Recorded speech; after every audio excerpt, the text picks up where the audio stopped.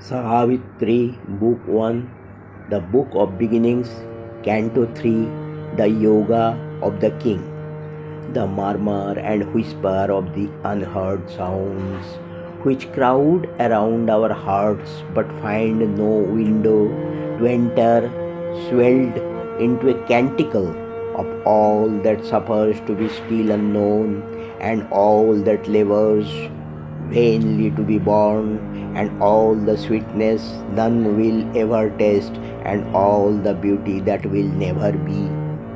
Inaudible to our deaf mortal ears, the wide world rhythms whoop their stupendous chant, to which life strives to fit our rhyme beats here, melting our limits in the illimitable, tuning the finite to infinity. A low muttering rose from the subconscient caves, the stammer of the primal ignorance, an answer to that inarticulate questioning. There stooped with lightning neck and thunder's wings, a radiant hymn to the inexpressible, and the anthem of the superconscient light. All was revealed there, none can here express. Vision and dream were fables spoken by truth, or symbols more vertical than fact, or were truths enforced by supernatural seals. Immortal eyes approached and looked in his, and beings of many kingdoms neared and spoke. The ever living, whom we name as dead, could leave their glory beyond death and birth, to utter the wisdom which exceeds all phrase, the kings of evil and the kings of good, appellants at the region's judgment seat, proclaimed the gospel of their opposites, and all believed themselves spokesmen of God, the gods of light and titans of the dark, battled for his soul as for a costly prize. In every hour loosed from the quiver of time, there rose a song of new discovery, a bow twang's hum of young experiment. Each day was a spiritual romance, as if he was born into a bright new world. Adventure lived an unexpected friend, and danger brought a keen, sweet tang of joy. Each happening was a deep experience.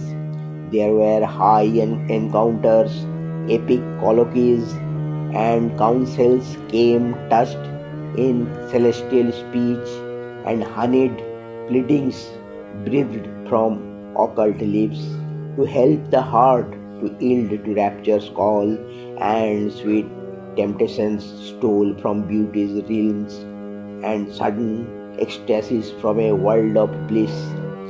It was a reign of wonder and delight, and now his bright, clear audience could receive a contact thrilled of mighty unknown things, awakened to new unearthly closenesses, and the touch replied to subtle infinities, and with a silver cry of opening gates, sights, lightnings leaped into the invisible.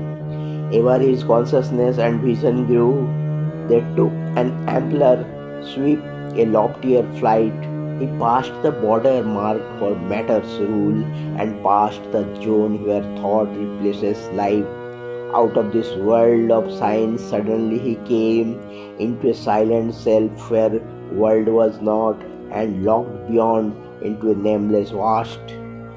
These symbol figures lost their right to live. All tokens dropped our sense can recognize. They are the heartbeat no more at body's touch. They are the eyes gazed no more on beauty's shape. In rare and lucent intervals of hush, into a signless region he could soar, packed with the deep contents of formlessness, where world was into a single being wrapped, and all was known by the light of identity, and spirit was its own self-evidence.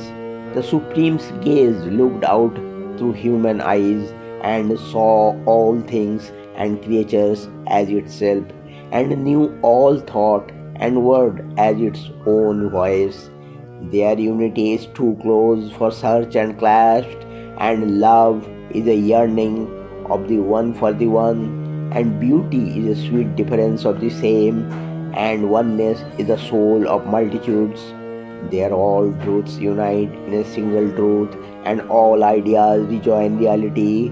They are knowing herself by her own termless self, wisdom, supernal, wordless, absolute, sat uncompanioned in the eternal calm, all seeing, motionless, sovereign, and alone.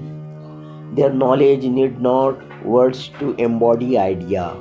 Idea seeking a house in boundlessness, weary of its homeless immortality, asks not in thoughts curved, brilliant sail to rest, whose single windows clipped outlook on things sees only a little arc of God's vast sky, the boundless with the boundless their consorts, while their one can be wider than the world, while their one is one's own infinity.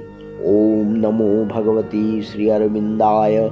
Om Namo Bhagavati Sri Arvindaya. Om Namo Bhagavati Sri Arvindaya.